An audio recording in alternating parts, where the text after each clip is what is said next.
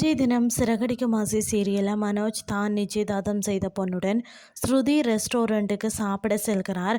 அங்கு வழக்கம் போல தனது தம்பியின் ரெஸ்டாரண்ட் என எதுவுமே இல்லாமல் மோசமாக பேசுகிறார்.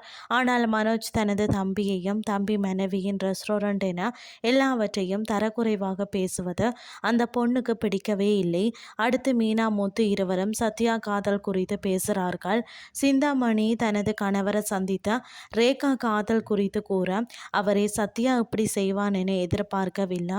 நான் ரேகாவை புதிதாக திறக்கும் கம்பெனியை பார்த்து கொள்ள அனுப்பி விடுகிறேன் என கூறுகிறார். முத்து தனது மனைவி மீனாவை கத்தியால் குத்தியவரை கண்டுபிடிக்கிறார். அவரை அடித்து மிரட்டியதில் சிந்தாமணி சொல்லித்தான் இப்படி செய்தேன் என ஒப்புக்கொள்கிறார்.